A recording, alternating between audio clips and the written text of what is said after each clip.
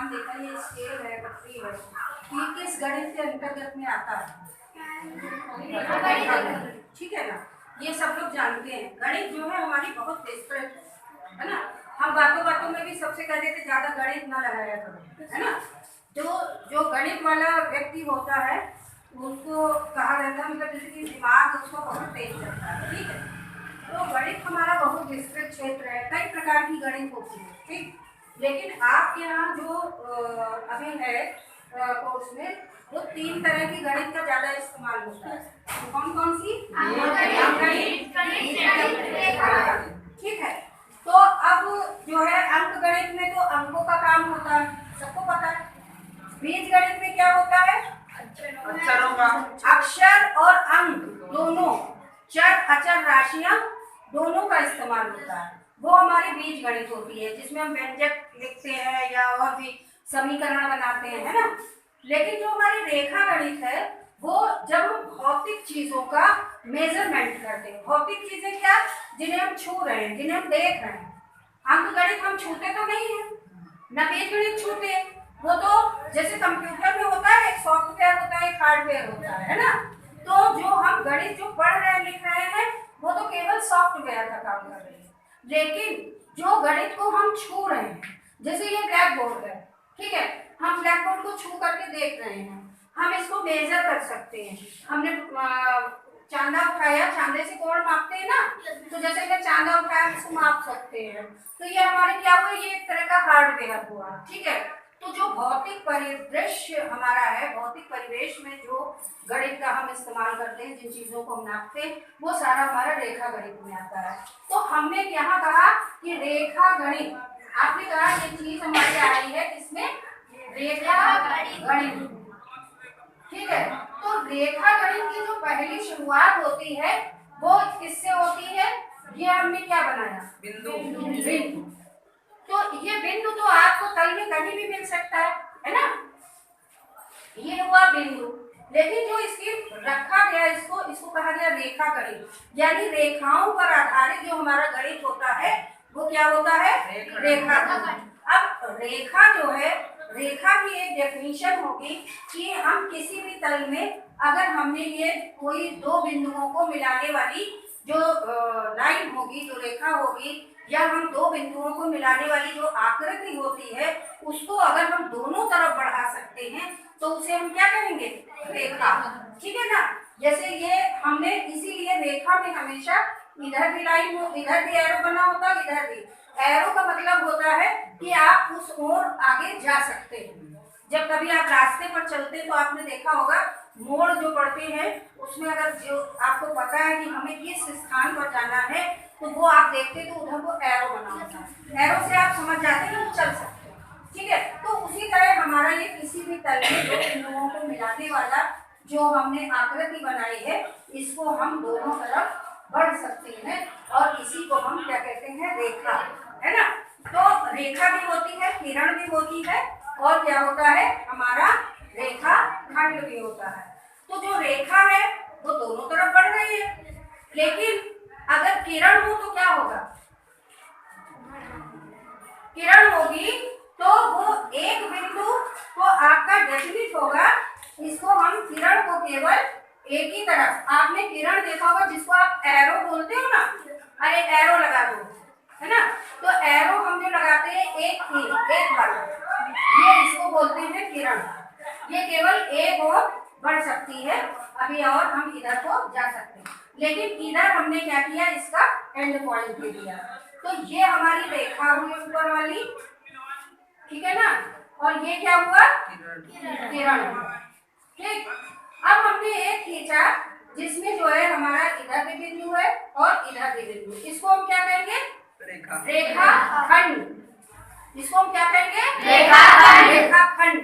किसी भी रेखा या किरण से ही ये खंड मिलता है। किसी भी रेखा या किरण का ऐसा खंड जिसको हम ना किसी भी तरफ नहीं बढ़ा सकते, जिसमें दो अंत बिंदु होते हैं।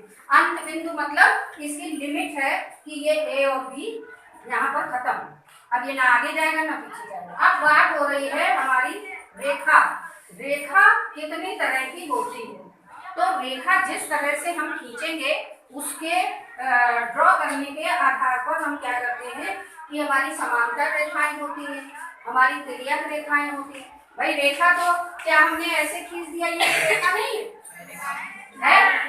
अगर इधर उधर एरो लगा है इसका मतलब ये भी रेखा है। अगर हमने ऐसे खींच दिया तो ये भी एक रेखा है ना? ये इधर जाएगी, ये इधर जा सकती। इस तरह से आज हम जो है जो लेके चलेंगे आपको, जो हम बताने जा रहे हैं समांतर रेखाएं और तिर्यक रेखा। ठीक है, समांतर रेखाएं क्या होती हैं, किसी को पता है? जो दो रेखाएं जो बराबर हैं। अच्छा, और कोई बताएगा? समांतर रेखा, अच्छा आप अपना हाथ ऊपर करिए, सब लोग ऊपर करिए, सीधा एकदम सीधा करिएगा। ठीक है, क्या अगर हम ना चाहें, हम ताली ना बजाएं, ठीक है, सीधा रखें और हमारे हाथ ऊपर को बढ़ते चले जा रहे हैं, तो ये क्या है? समांतर के उसमें है ना। तो ये दो रेखाएं ऐसी, किसी तल में की दो रेखाएं ऐसी जो कहीं पर भी एक दूसरे से ना मिले, बढ़ेगा इधर भी बढ़ेगा। ठीक है ना? अब हम चाहे जितना बढ़ाते जाएं, इसको हम इधर बढ़ाते बढ़ाते बढ़ाते बढ़ाते कहीं तक चले जाए, उधर इसको बढ़ाते बढ़ाते हम कितना भी बढ़ा दें, इधर इसको बढ़ाते बढ़ाते हम इधर बढ़ा दें, इसको इधर बढ़ा दें, क्या इनका कहीं एंड पॉइंट मिलेगा? नहीं मिलेगा। ऐसी दो रेखाएं, किसी तल में स्थित ऐसी दो रेखाएं, दो लाइन जो कि जिनका एंड पॉइंट या वो रेखाएं किसी भी बिंदु पर ना मिलती हो, वो क्या कहलाती है? समांतर रेखा। या इसको दूसरी तरह आप ये डिफाइन कर सकते हो कि किसी तल की वो दो रेखाएं जिनके बीच बनने वाला कोण क्या हो? शून्य हो। जिनके बीच बनने वाला कोण क्या हो? शून्य हो। शून्य हो, ठीक है ना? ये दो रेखाएं, इनके बीच कोई कोण बन रहा है? नहीं बन रहा है ना? कोण तो तभी बनेगा जब एक रेखा दूसरे पर झुकेगी, एक किरण दूसरे पर झुकेगी, या दो रेखाएं आपस में किसी को काटेंगी, मान लो ऐसे ऐसे, तभी तो कोण बनेंगे। झुकाव बिंदु या मिलान बिंदु या कटान बिंदु, दो रेखाओं का वही कोण कहलाता है। ठीक है ना? तो अब इस समय ये इन रेखाओं के बीच में कोई कोण नहीं है। ऐसी दो रेखाएं किसी भी तल में स्थित हो, वो क्या कहलाती है? समांतर। ठीक है, अब आपको इसमें जो छड़ें दी हुई हैं, ये इसमें जो है आपकी कुछ छड़ें अलग हैं और कुछ एक जैसी हैं। देखिएगा, किसी में दो छेद होंगे, ये दिख रहा है, इसमें दो हैं, लेकिन ये जो हमने यूज की है इसमें कितने हैं? तीन हैं, चार नहीं है, एक दो और तीन, एक में हमने लगाया हुआ। ठीक है, अब ये देखिए, इन छड़ों से आप कोणों को बना सकते हैं, प्रैक्टिकल रूप में आप कोण बना सकते हैं। ये इसलिए छड़ें दी गई आपको। उसके बाद ये आपको आपकी गणित किट में चांदा दिया हुआ था। ये कैसा चांदा है? पूरा चांदा। ठीक है ना? इसी तरह आपको दिया होगा इसमें, देखिए कोण नापने के लिए आपको आधा चांदा भी दिया हुआ है। कैसा चांदा है? आधा चांदा है। इसको इंग्लिश में क्या कहते हैं, इसको मालूम है? इंग्लिश में इसको कहते हैं प्रोटेक्टर, लिखा भी हुआ है। ठीक है, वैसे ये चांदा है। ठीक है, इस चांदे से हम कितना डिग्री नाप सकते हैं? 180, 0 से 180। लेकिन इस चांदे से हम कितना नाप सकते हैं? 360। एक गोला पूरा होता है 360। ठीक है, अब हम यहाँ बात कर रहे थे आपका, ये जब हम ये आकृति आपको दिखा रहे हैं, इसमें देखिए ये दो समांतर रेखाएं हैं और अगर इनको एक तिर्यक रेखा कट करती है, ये तिरछी है ना, तो तिरछी को हम तिर्यक रेखा बोलते हैं। ठीक है, दो समांतर रेखाओं को जब एक तिर्यक रेखा काटती है तो उसके कितने कोण बनते हैं? वो कितने कोणों का निर्माण करती है? 8 कोणों का। कितने कोणों का? 8 कोणों का। एक रेखा पर 4, दूसरी रेखा पर 4। ठीक है, कोण देखिएगा 1 2 3 और ये 4। इसी तरह से ये 2 वो 4 हो गए थे, ये 5, ये 6 7 और ये 8। ठीक है, अब इसमें ये देखिए, ये कोण 1 ये है ना इतना, कोण 2, कोण 3, कोण 4। ठीक है, फिर कोण 5, कोण 6, कोण 7 और कोण 8। ये आपकी स्केल में जो हमने बनाया है उसमें आपकी इधर ये देखिए स्केल थोड़ी थोड़ी दिख रही है। आप इस वाले छेद में करेंगे तो आपका चांदा डिस्टर्ब करेगा। ठीक है, स्केल थोड़ा और वैसी होनी चाहिए, लेकिन जो है जैसी भी दी है आपको हमने ये बताया। तो ये दोनों रेखाएं जो हैं ये क्या है, समांतर है।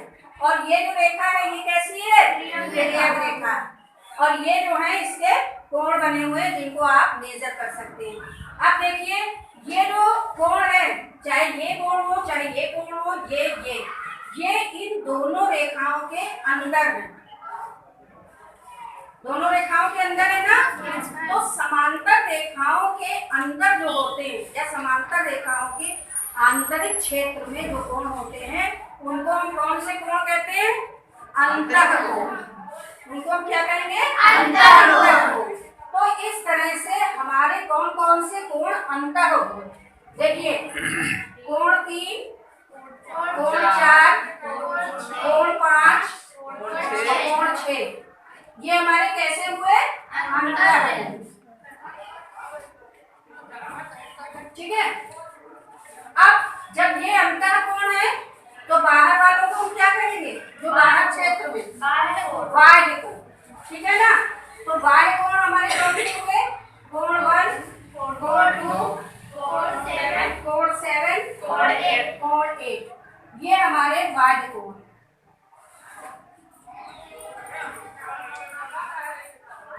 ठीक, अब देखिए आपने जब कोण पढ़े होंगे, सबने कोण पढ़े ना, तो कोण में आप बताइए जो सीधी रेखा पर कोण बनता है वो कौन सा कोण होता है, एक सीधी रेखा होती है, किसी को मालूम है। न्यून कोण कैसा होता है, न्यून कोण 0 से 90 के बीच, वेरी गुड। फिर समकोण जो 90 डिग्री का, वेरी गुड। और फिर अधिक कोण जो 90 डिग्री से अधिक है, ये सम, ये अधिक। अब आपने कहा कि छोटे वाले चांदे से जो हमने ये आपको दिखाया था, एक चांदा था आधा वाला, ये इससे आपने कहा हम 180 तक नाप सकते हैं। ठीक है ना, हमने एक सीधी लाइन खींची ये, और ये एक कोण है, आपने कहा ये 180 है। ठीक है ना, आपको चांदा दिखाई दे रहा वहां पे, तो ये 180 डिग्री वाला कोण कौन सा होता है, सरल कोण। इसी को हम सरल कोण कहते हैं। ठीक है ना, कौन सा कोण है ये, सरल कोण, सरल कोण। अब उस हिसाब से देखिए कि हमारी यहाँ पर एक चीज बन के आई कि जब दो समांतर रेखाओं को एक तिर्यक रेखा विभाजित करती है तो उसके दो अंतःकोणों का योग 180 डिग्री होता है। और दो अंतः कौन से, एक ही लाइन पर बने हुए। जैसे हम यहाँ पर ये चीज देखें, दो अंतःकोणों का योग भी 180 होता है और दो बाह्य कोणों का योग भी 180 होता है। जैसे अगर हम कोण 1 प्लस कोण 2 करें तो कितना होना चाहिए, 180। क्यों, ये ऐसे 180 होना चाहिए। इसी तरह हम नीचे देखें अंतःकोणों के लिए, ये देखिए। ठीक है ना, तो कोण 3 प्लस कोण 4 180। इसी तरह हम ये वाला देखें, कोण 5, कोण 6 180, और इसी तरह कोण 7 प्लस कोण 8 ठीक है। ये तो आपकी भौतिक चीज हो गई। अब इसके हिसाब से ये हमने क्यों बनाया, ये हम आपको बता दें। ये इसलिए बनाया, यहाँ पर हमारे कुछ एंगल बनते हैं, अल्टरनेट एंगल और करस्पॉन्डिंग एंगल, ठीक है ना। वो बराबर होते हैं। कैसे? जैसे कोण 1 है और कोण 5 है, तो ये हमारे कौन से एंगल हैं? अल्टरनेट एंगल है ना। अब इसके एंगल देखना ना, यहाँ पे देखो ये 0 है ना। 0 से 10, 20, 30, 40 और 50, ये 50 है ना।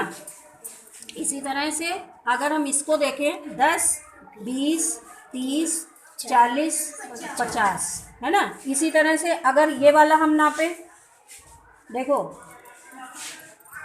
कोई नाप पा रहा है? इसको यहाँ से गिनना शुरू करो। 10, 20, 30, 40, 50, 60, 70, 80, 90, 100, 110, और ये यहाँ पे आएगा 120, यानी तुम्हारा 120। अब इसी तरह से इसको नापो, ये देखो इधर से आएगा 10, 20, 30, 40, 50, 60, 70, 80, 90, 100, 120। अब इसमें देखिए, इससे आपको हमने बताया, इसमें ज़्यादा समझ में आएगा कि कोण 1 और कोण कौन सा बराबर होगा? कोण 1 कोण 5 के बराबर होगा। इसी तरह कोण 2 कोण 6 के बराबर होगा। इसी तरह आप नीचे वाला कर सकते हैं, कोण 4 कोण 8 के बराबर होगा, और कोण 3 कोण 7 के बराबर होगा। तो समझ में आया? तो दो समांतर रेखाओं को अगर एक तिर्यक रेखा विभाजित करती है तो हम क्या करते हैं, उसके हमें दो निष्कर्ष मिलते हैं। एक तो अंतःकोण जो होते हैं, अंतःकोणों का योग 180, बाह्य कोणों का योग 180, ठीक है। और इनके जो करेस्पॉन्डिंग एंगल या एकांतर कोण बराबर होते हैं और अल्टरनेट कोण भी बराबर होते हैं। और ये आप ऐसे समझ सकते हैं कि 1 बराबर 5 के, 2 बराबर 6 के, 3 बराबर 7